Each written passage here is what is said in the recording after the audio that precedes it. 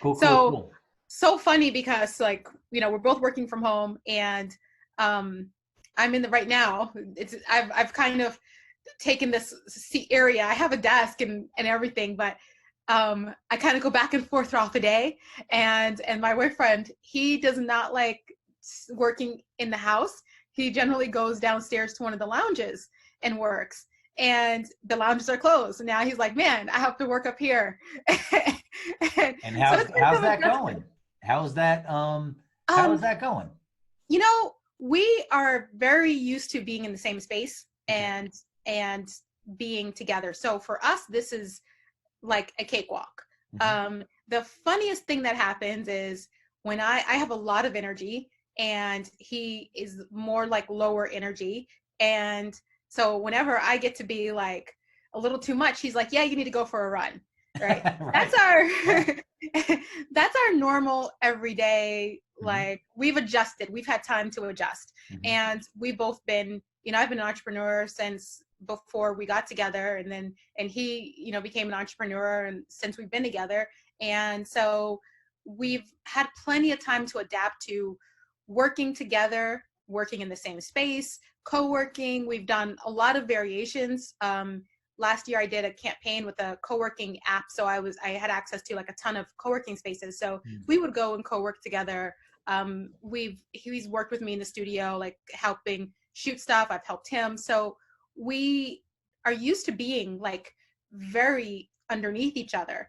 And even like since we've both been home, working from home, it's just he'll spend half the day up here, spend half the day downstairs. I'll spend half the day up here, half the day downstairs. Like, we just have always made it work. So we've been actually quarantined or social distancing since about January for the most part, because we knew about the COVID-19 for a while, and we knew that we could be potentially exposing ourselves, and that it was likely going to come here. But we circulate in Asian community, and with Chinese New Year approaching and stuff like that, we were very early to quarantine and social distance. We stopped having people come over right after the holidays, the Christmas, New Year holiday. We stopped having people come over. We stopped going over other people's house, and we really started just like taking precautions. So I think we've been under quarantine to some degree, quarantine for going on 3 months now. Well, you know what it does? This has really shown a lot of people behind that black curtain of the relationship with themselves, and then also the relationships with their significant others. I mean, I was married and together with my ex-wife for 17 years, and my first business that I had, she was a partner with me, and going through marriage counseling, when we realized we grew apart, right? What happened was, because business is so much of my world, that when we were in the business together, that's when we were the closest. When I sold that business and started my second business, and she went into her career, that's when we start to grow apart. Obviously not every relationship is like that, but it really, I think these are times where it really, if you pay attention, it shows you how comfortable or uncomfortable you are with yourself and with your partner or partners, in your life. And I think paying attention, and it could help. One of the positives this could do, if you're willing to put the work in, is raise your level of awareness in so many aspects of your life. Yes. Yeah, it's true. It's so true. We're both business people, and we have, different approaches.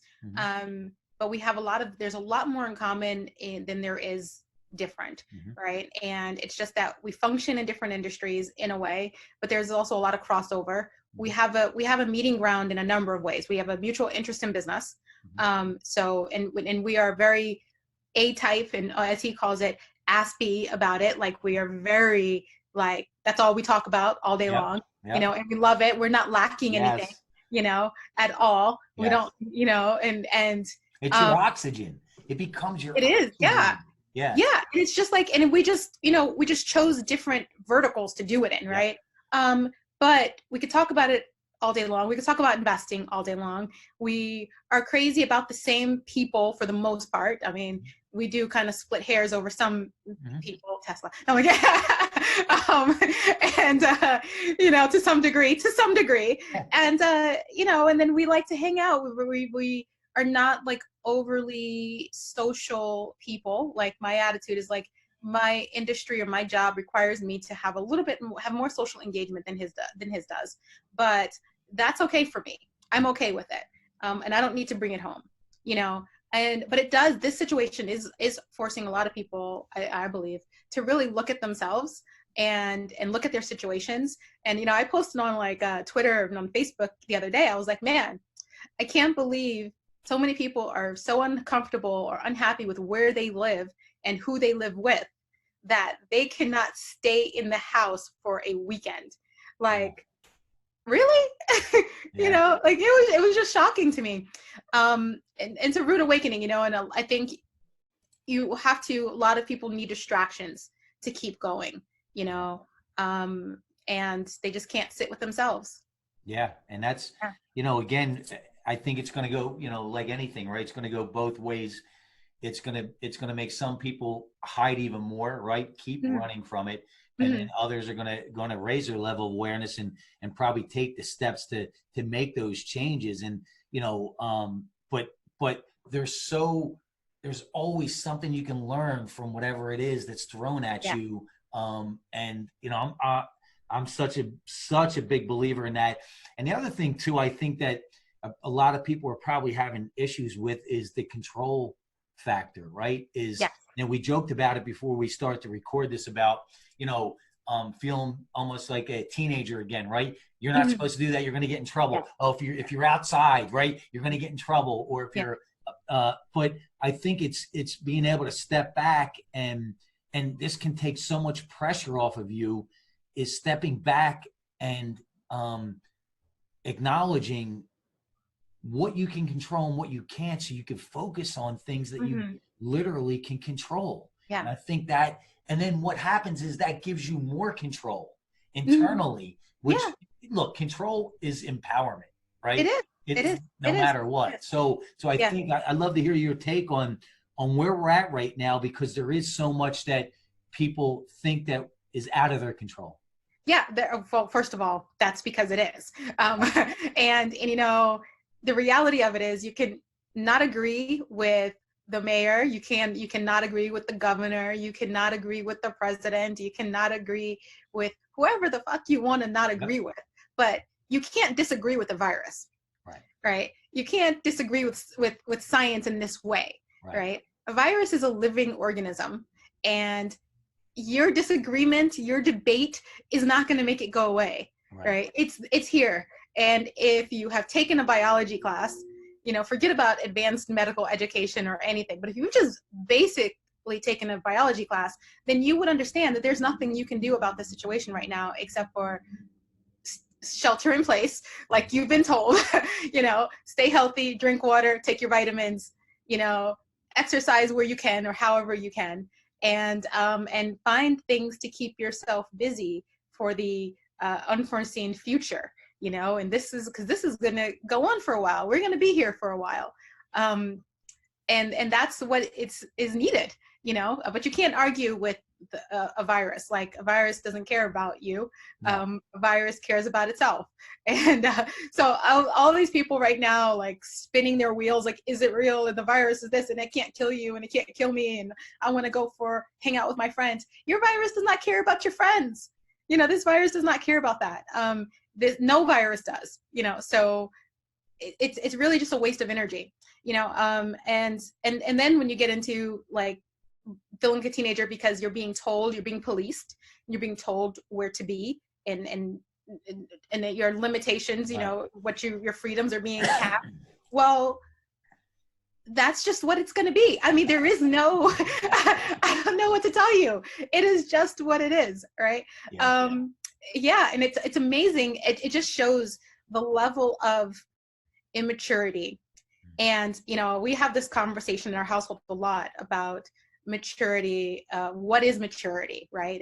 And because we both feel like we've kind of skirted maturity in a lot of ways because we don't have kids. We're not planning on having kids, and we can act like kids ourselves. But maturity is having responsibility for something that could, or someone that could go wrong, right? So when you have children, you have maturity. You're mature. It matures you because you have to take care of another living being. You can't let that child die, right? When you have a high stress job, demanding job, that matures you because you can't let other people down. Because if you let other people down, something's going to go wrong and you're not going to have a job for very long, right? So this really shows how many people are really immature. If you can't just do what you're being asked to do for the safety of yourself and other people, it's just really like mind-blowing. And I will say from my perspective is I do a lot of like online listening, you know, where I'm the people in Reddit, there's a term for it where you just are watching people or listening, you know, listening to people or whatever. But I listen and I'm listening to the tone, you know, what is the tone right now of most communities and my communities or whatever. And the one thing is like everyone's complaining about being quarantined. And I'm like, Jesus Christ, you guys aren't going to make it through shit. You're talking about you want to get your guns or whatever. You're not going to get through shit. Because once shit gets hard, you're going to run and hide under a bed like a little bitch. You know, it's like, what are you doing? Read a book. There's like so many things you can do in your house today.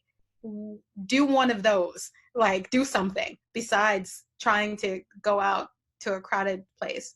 I love that. One of the things we can definitely touch on that's it's been a huge game changer for me in the last year and a half, and I actually, it's been such a big game changer for me that I actually I titled it. It's called the Monster Momentum Morning.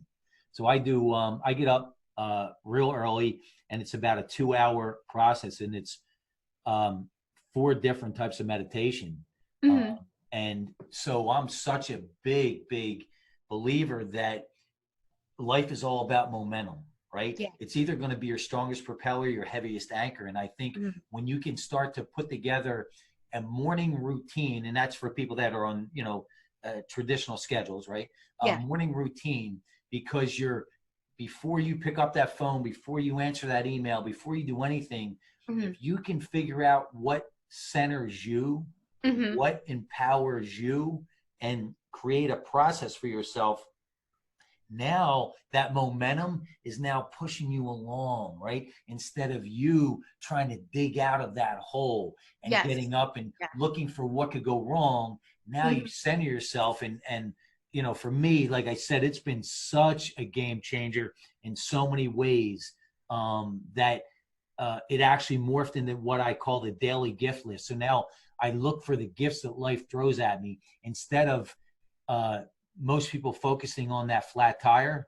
I'm going to share with you that unbelievable customer service, right? Look for that gift instead of the negative. And I know that it sounds so cliche, but it's such a game changer when you can focus on that. And after you do that for a while, it just becomes part of your DNA. Yeah, and you start to catch yourself going, oh man, what an awesome waitress. Oh man, that place was great. Oh man, look what so you just look for those things. So I think that could be a huge help. Is what is your morning routine, and how are you creating that momentum, or are you letting life, or you becoming that buoy in the ocean, letting the waves take you wherever they want to take you? Yeah. I mean, you know, last week I think was really hard for everyone across the country because it just kind of everything just kind of got slammed, right? And so a lot of people had to take time to adjust. And I have this philosophy of like, whenever something happens, especially out of my control like this, instead of immediately reacting, right?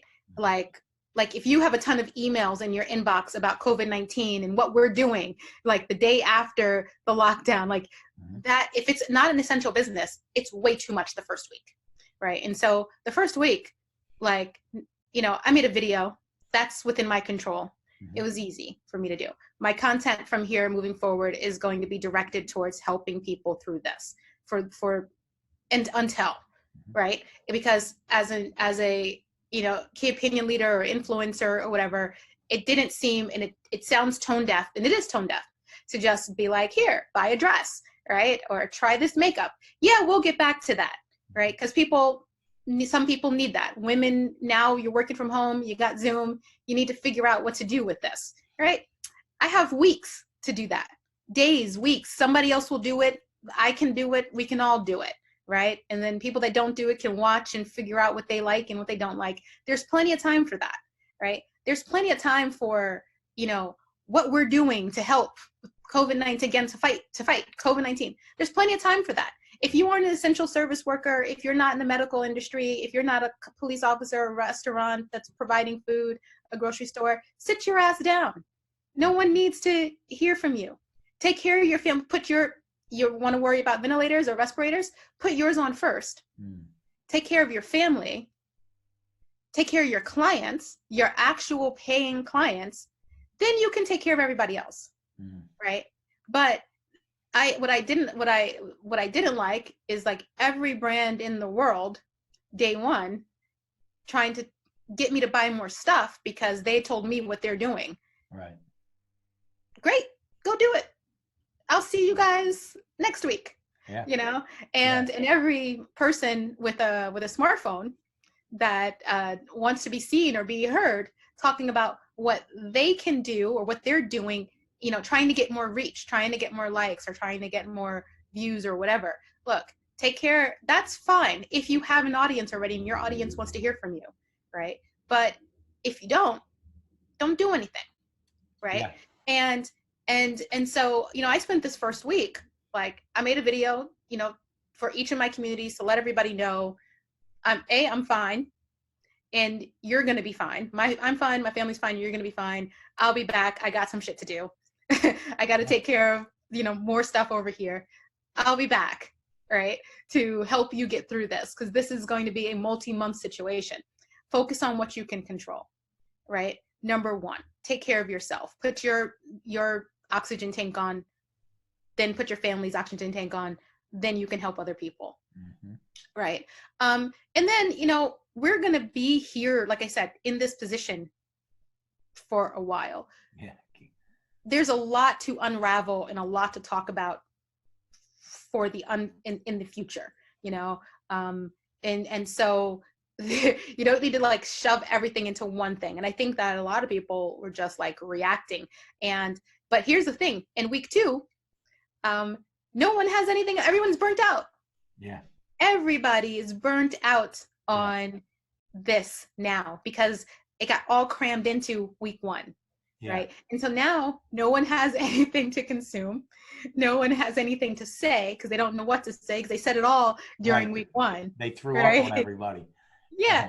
And now they're like, shit, I'm going to be here until, and that's the problem. So I always like to look at it from a perspective of like, okay, I've been through a couple of things. So 9/11, the crash of 08. You can name other stuff, meningitis, right?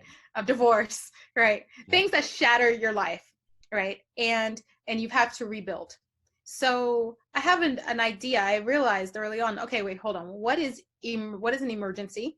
What is an emergency? What is urgent, right? And what isn't, right? An emergency means it needs to be done like today, right? Urgent can be done like later this week, maybe next week, and like later is everything else.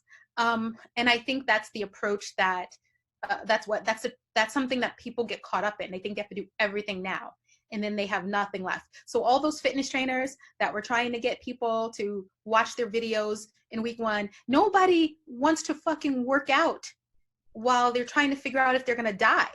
Yeah. Right. Yeah. Like most, no one is going to wants to do that because they're trying to figure out their life. They just lost their job. Most people lost their job. Yeah. And a good amount of people are like, oh, I've been wondering what's wrong with me. I'm sick and I might die. Or my mom is sick, she might die. Or now I got to find childcare. I got to find care for my elderly parents because I can't take care of them because I'm in the asymptomatic transfer group, right? And so, people, their lives were falling apart.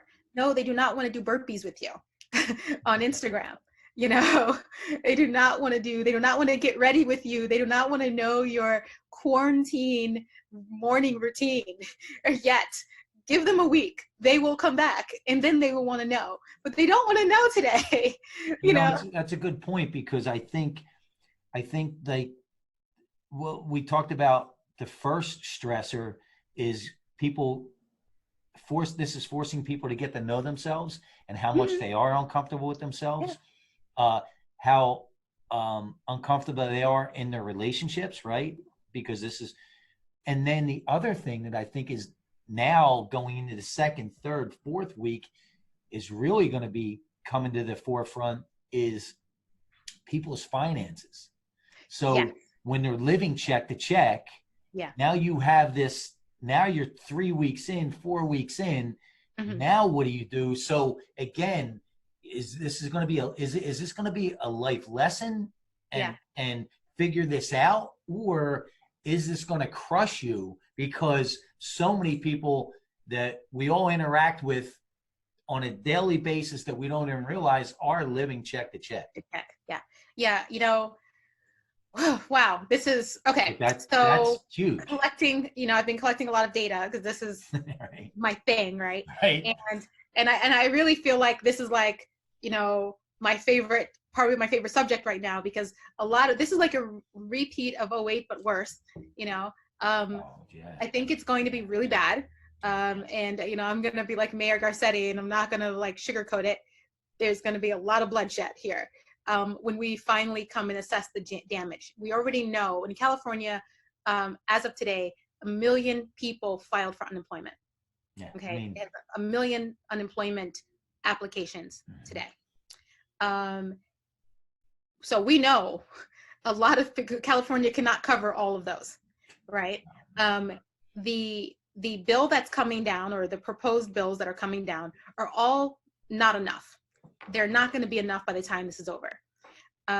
You're literally going to have to send people checks, just A, for them to stay home, right? And B, just for them to survive, right? There's no way out of this in that sense. And you can't give small businesses loans for something that wasn't their fault, because those loans are going to only cover their back expenses. And if you have to set up a repayment plan that is 10 years. So basically that's indentured servitude, right? Yeah, so it still increases their overhead. They have it still increases their overhead, and that's not covering their personal expenses, right? And so that's not going to fly. There has to be some kind of forgiveness on the other side of it, right? No question. No question. Something on the other side of it. We've, historically said that that's a forgiveness, whatever.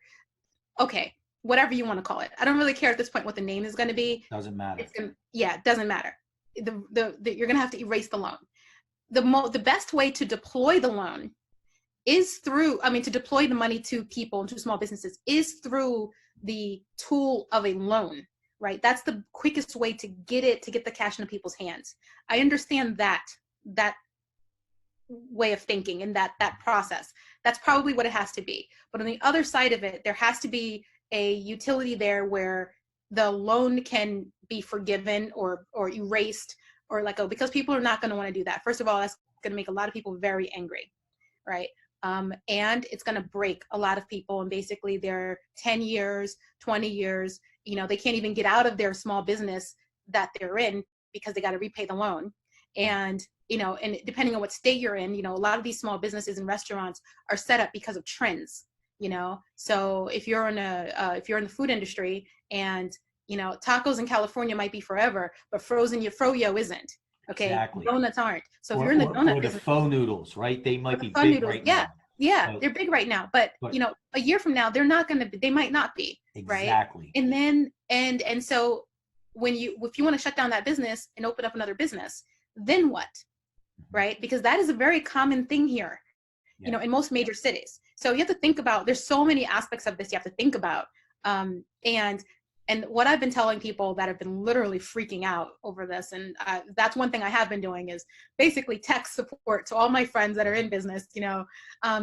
there's got to be multiple phases of this bill to come down the pipeline. And as we see the situation get worse and worse, unfortunately, it seems like if the good news is that whatever comes down will be just in time, right? It'll be just in time forbearance or moratorium, or just in time lending, just in time forgiveness. You know, the federal government's never ahead. No. So it's always going to happen just in time on a positive. On the downside, it's not going to be just in time. It's going to be late, and the situation's going to get way worse before there's any action. And historically what's happened is it's gotten way worse before anything has ever happened. So that's what you have to look forward to. You know, that's what I'm telling people you have to look forward to. It's going to get, you know, something will happen, but it's going to take a while, because the understanding of how the world works for people that live paycheck to paycheck, which is, you know, most of our population, is such a far distance from the people that write the bills and that make the laws. You know, there's such a imbalance in understanding, two different worlds, right? So that is, you know, everything is slow.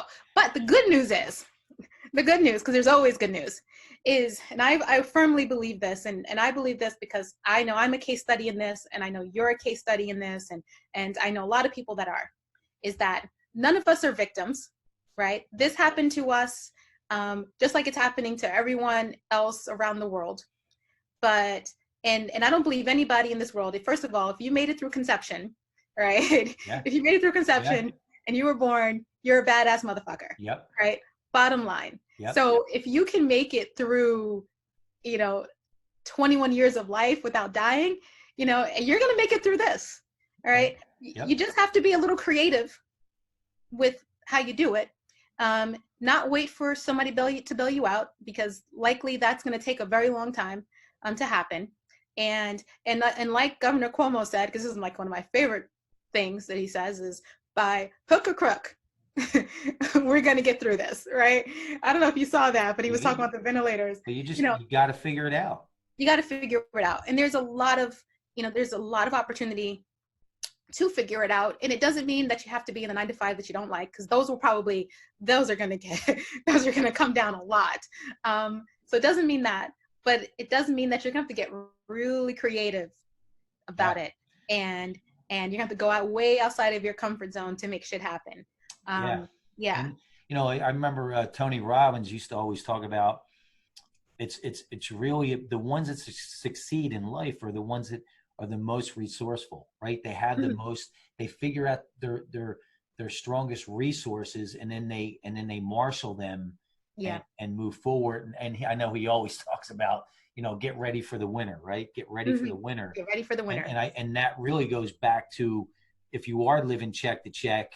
Well, let me share this. I don't know if you saw this, but I just saw it on my Facebook before we jumped on, that Newsom said that the 4 biggest banks with mortgages are now freezing the mortgage payments for people for a while.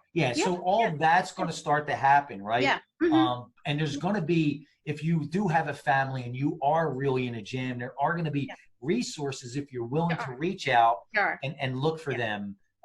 So there's going to be resources. But, you know, as far as what's going to be interesting to me when you're talking about just straight up numbers, because I had a restaurant for a while out here, and the first of all, a successful restaurant, and the margins are so small. I know. Oh my God. It's like between payroll tax and blah, blah, blah. So like, now I know. I had that restaurant. I got rid of that thing so quick. I said, look, I'm better on this side of the counter than that side of the counter. I'm telling you. Oh, it was brutal. My God, I know. It was brutal. So, you know, that's going to be really interesting how that bounces back. But really it's about learning now. Okay. I got caught behind the 8 ball, right? I'm check to check. I'm in a business I'm in an industry I don't like. Okay. Now right? Set up your resources, get your head above water a little bit, then reevaluate, right? Yeah. All right, what can I do now? What do I like to do? What is my passion? Where can I go? Yeah, right? This is an opportunity. Right. I just said right before I got on the call, I said to my boyfriend, I said, this is kind of funny. The government is literally going to pay us to stay home and figure out what our dream life would be like, right? Or what our next business is going to be like, right? And in some way, right? Like in some way, like we're probably not going to qualify for the cash payout, whatever that is, right? But in some way, like both of us are applying for SBA loans, right? Because we know those are going to get forgiven, right? And there's so many opportunities because it's like 1% interest. Outside SBA is a little high. It's like 3.7 or some shit. It's a little high, but the other ones, and it's like, wait, basically, hold on, we're getting what? Like, and the way we think, we're sitting here going, what can I do with that? How can I leverage that? This is time where I could figure something out. I could do something else. I can create something else, right? Especially because I do believe that some of the second and third order effects are, people in my business anyway, my industry is largely beauty and fashion and stuff like that. It's like, well, the whole drop shipping in China thing is done, right? That is going to dry up a lot. What we're now learning and leaning back into is nationalism, and I think that is one of the most symbolic. I understand where Trump is going with this, right? And in theory, I believe I agree, right? I think in practice, I don't know what the fuck, right? There's a lot of ways to do this better, right? We could have come to this understanding in a different way, right? But globalization is great, and I'm a product of globalization. My boyfriend's a product of globalization. Our businesses survive on that. We've got great investments because of that. But there are some things where I realized that for the last 7 years, 10 years, it has literally been a gold mine for consumerism, right? And things are so cheap in America, I don't even need to go to the Philippines anymore, right? I mean, it's just so ridiculously cheap. And the way that you keep the value of your country at in a certain light, like prestige, right? We're a prestige. If you looked at America like a brand, we historically are a prestige brand, right? We have not been a prestige brand in the last 10 years, if not longer. Yeah, we've been a fast fashion brand, right? If not longer, right? And so, designer is not what we are. And so now I think consumerism in America is going to get more expensive.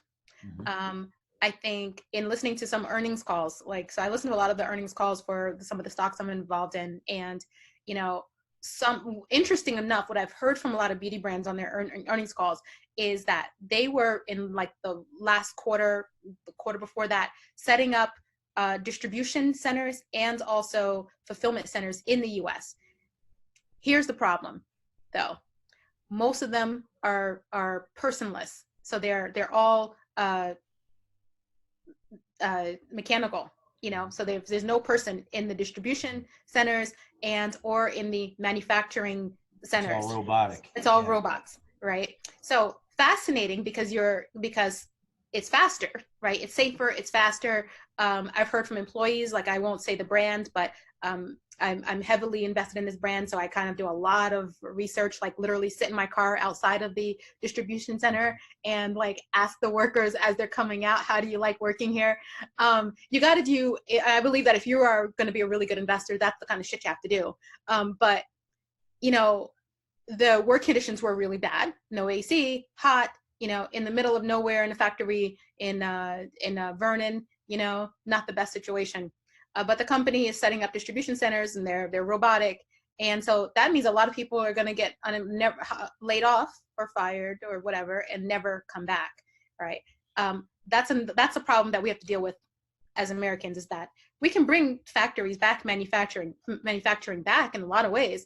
Doesn't mean we're going to be actually hiring real people, And I think that the policymakers that have this idea that that's what we're going to do is hire people have never been to a fucking factory. They're not doing what I'm doing, which is sitting outside the factory and talking to the workers. or we're looking up on Indeed or, the job sites and seeing what the factory workers are saying about working there. You have to do that kind of on the ground research to really understand what's happening in an industry and why an idea will or won't work, and so, there's a lot of like second order and third order effects that play out in this, and our policymakers aren't thinking about that because they don't even know they exist, right? And our citizens, our workers aren't thinking about that because they have no idea. They're even less informed of what is happening, so you really, I really do encourage people, and I talk till like blood comes out of my ears about information. You have an idea. Well, you've really got to empower yourself with information and resources because there's a lot of money in this country. There's a lot of money in this world. You can get that money, but you have to know what you're talking about. If you're gonna, there's a lot of dumb. Let me roll that back. There's an incredible amount of dumb money in this country. There's a more incredible amount of dumb money in this world. Anybody can get an investor and can get money. You don't need to be brilliant, and you don't need to have a brilliant plan to get it. To make something out of it, to make something last, you have to be equipped with, like, knowledge has to be your weapon, and you need to have so much weaponry, whatever. Yeah. No, you're right. In order to make it last, right? And to make something out of it. And to build. And that's what we're lacking. Yeah. And to build. Here's the other thing that's going to happen. So I know they were talking about last week, student loan debt, getting rid of that and this and that. But here, all these loans are going to be forgiven. All these things that are going to be given back. All these checks are going to be given to people for staying at home. Here's what's really going to happen, right? It's going to show us. Life's going to show us the real and the pretenders, right? Life's going to show us the ones that are truly the anchors, right? Yeah. When you give them that loan, if you get rid of that loan for them, or you start to give them the checks, and all of a sudden they just start leaning on that, right? And expecting that, versus leveraging it and propelling, right? We see it every day in society. It's either one or the other. So this is going to reveal the pretenders from the real, the ones that really want that help. 100%. I do think California, in seeing the 1 million jobless claims today, I was like, okay, California is going to be an experimental bed for universal basic income, right? Because there's no way we're going to get out of this shit on our own. Federal government, even with a different administration, there's no way, right? And there's so much here that we have to keep the people going. We have to keep the state going. This is a great fucking state, okay? And this is a great state. This is a great state. And one thing, and I'm confident that we're going to see it here, because this is a state that really looks out for its people. And I've been here for, I don't know, 15 years or something like that. And I got so lucky by having that thought of, I'm going to California, because this is a great state. I believe that we're going to see universal basic income in this state, the first state that actually does it. And we're going to see, right? We're going to see my boyfriend has a philosophy, and he's been saying this for since we've been together. So we've been together for almost 6 years, I think, or something.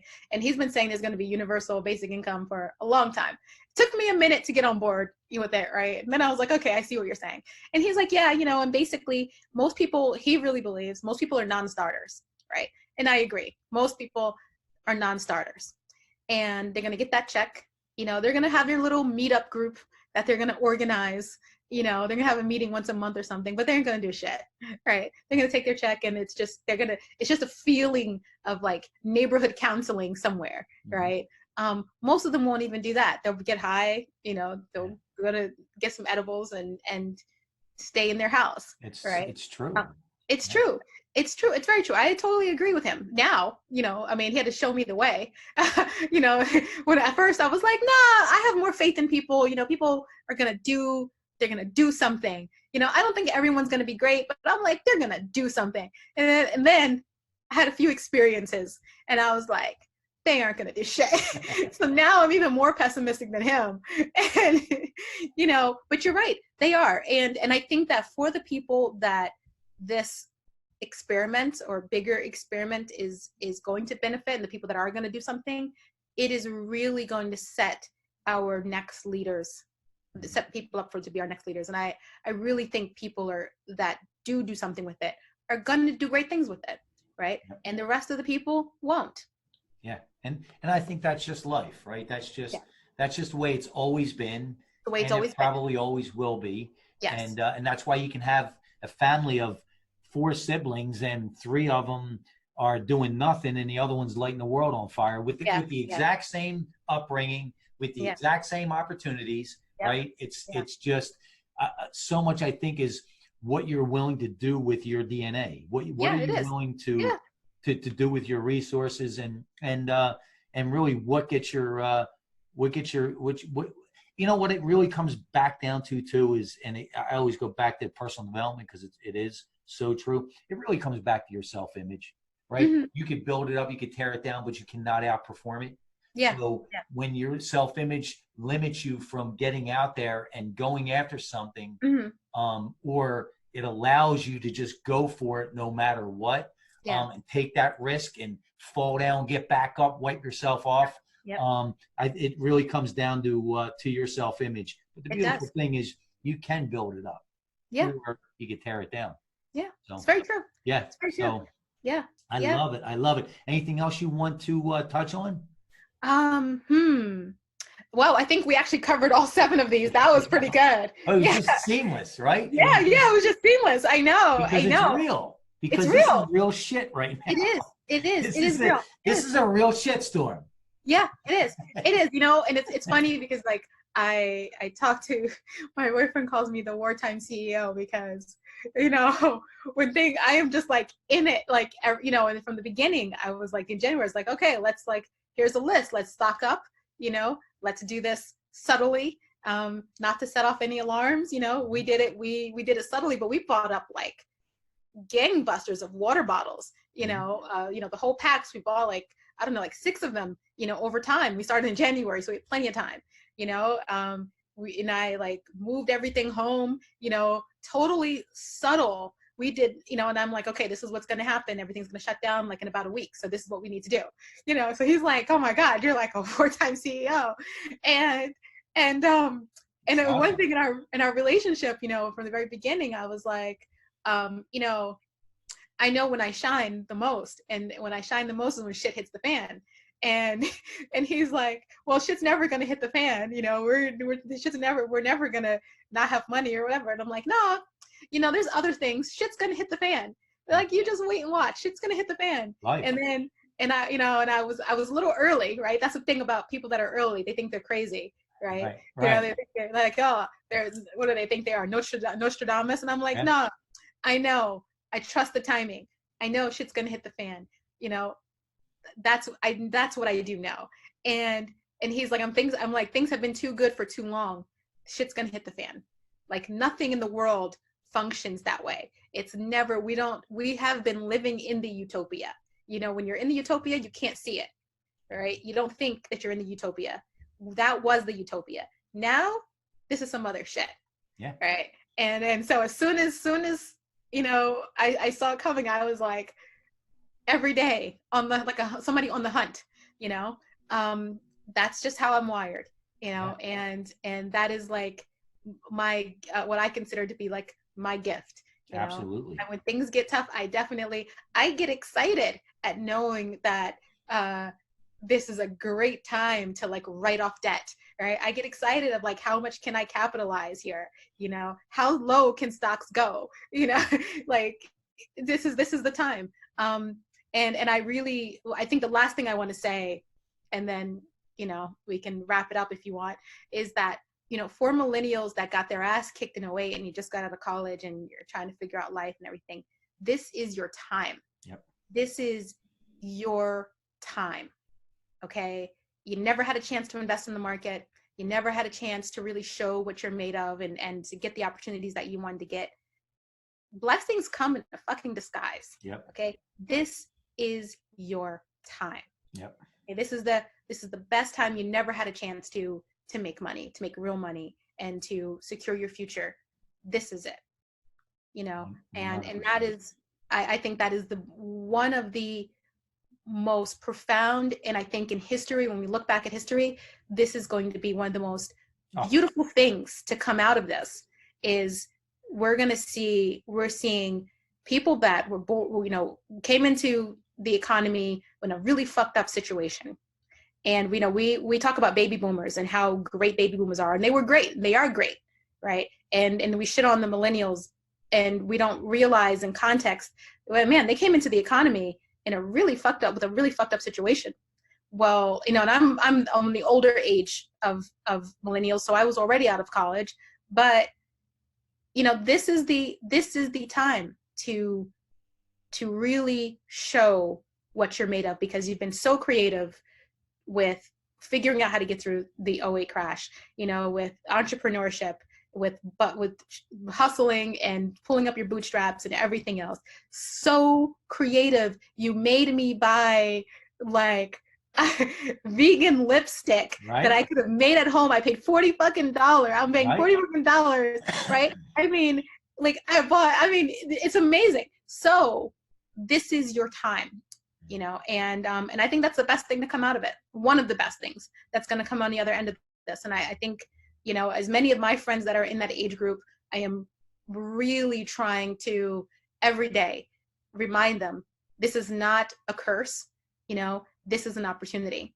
Absolutely. You are not, this is going to go down. This is going to take up so much room in the history books that it's going to be unbelievable. Yes. And I look at it as I'm so blessed to be in this. Yeah. Yeah, we are. Part of this.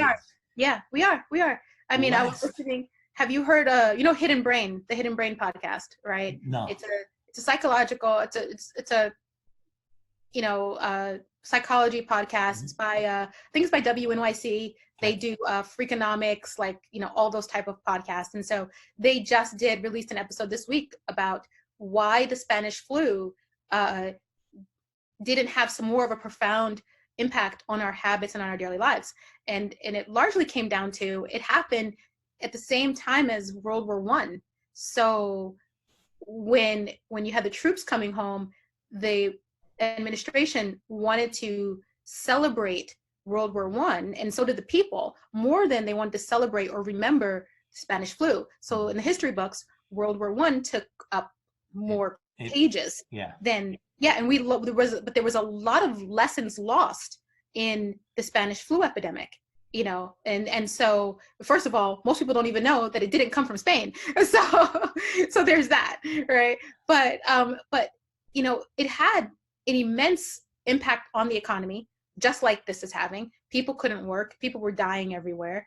They didn't want to believe that they were being affected by a flu because it was just kind of faux pas, you know, to put it nicely. It meant that you were dirty, you know, in those times, and that you know, you were unclean, and everybody wanted to get back to working in society before they got rid of the flu. And that was the biggest mistake. And they had more, you know, the second outbreak came around, and the third outbreak came around because people were trying to live their lives, but they weren't listening to the professionals, you know, the medical experts, and so forth and so on. So, and it was the same thing. It was, you know, social distancing, you know, not physical distancing, not wanting to physical distance and wanting to be in crowded spaces. And so there's a lot of lessons economically to learn from that time.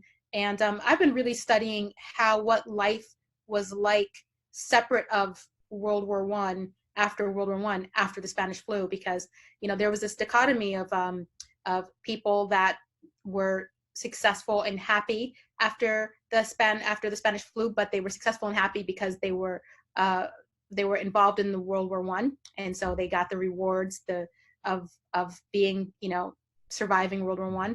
But then there's this whole other demographic, this whole other communities that were really impoverished because they lost wages, they lost work, they were sick, half their family died, and they, you know, never had an economic mobility after that. And so I've been studying that because it affects industries. And the same thing, you know, is likely to happen here. You're going to have people that never recover. Oh, The good thing is you're going to have people that do. Bad thing is there's going to be a lot of people that don't. And so I've been really trying to figure out, to learn more, you know, and help more people, especially, you know, in my related industries here. Because, you know, I don't think in today's time that there should be an excuse or there should be a reason that people are not empowered even if they don't take action. They have the resources to know. I love it. We are definitely in it and living and witnessing and experiencing something that's never really happened. The whole world is shut down. Yeah. The whole world is shut down. The whole world. Yeah. Yeah. And is in quarantine. So it's, you know, again, I'm blessed. I feel blessed to actually be part of this. Sometimes I feel it so strong that sometimes I catch myself going, wonder why I'm in this time, you know. You start to wonder, like, why, what is it? And so that's how powerful I feel about this. This is absolutely just an amazing time. It is amazing. Yes, it is. Yes, it absolutely. It is. Absolutely. It is amazing. 1, it's amazing. And when you look at, you know, I mean, like me, like, I'm sure you're the same way. Like, I look at my resources in this time, right? I look at my situation, you know, I look at the fact that I've got a partner that is Chinese, that understands the cultural narrative, that understands why China is nipped this in the bud so quickly, right? That can give me so much context into this. You know, I have my own experience with working and living in China, but, you know, having someone and being in a community where you really are close to the cultural context has been really interesting. And I can look at other parts of the world and go, oh man, they ain't gonna make it, you know, or some of our communities here aren't gonna make it because it's the cultural consistency isn't there like it is in China, you know. And but I do feel the same way. It's like, man, this is some shit. Yeah, it really is. It is. Listen, it really is. And again, I'm blessed. I am completely blessed to be part of this and be able to witness this. And this is going to take up a huge chunk of our history books. So it is very blessed we are. And I want to thank you so much for taking the time, reconnecting, and absolutely. Let's keep this open door policy. Whenever we have some ideas, let's just jump on a show and get it out there. Let's do it. Yeah, you know, this is the life right now, and I'm here pumping out content. You know, I'm doing a lot of analytical content about, you know, the beauty industry, the fashion industry, and so forth. So I am like ready. Whenever you're ready, we can do this. I'm excited. Open door policy. Open door policy. Yes. Guys, thank you so much. If you're getting value from this, please feel free to share it. Jump on our YouTube channel, get it out there, and we will start to blow this out on our social media platforms as we always do. And this won't be the last. You'll see us again. Yes.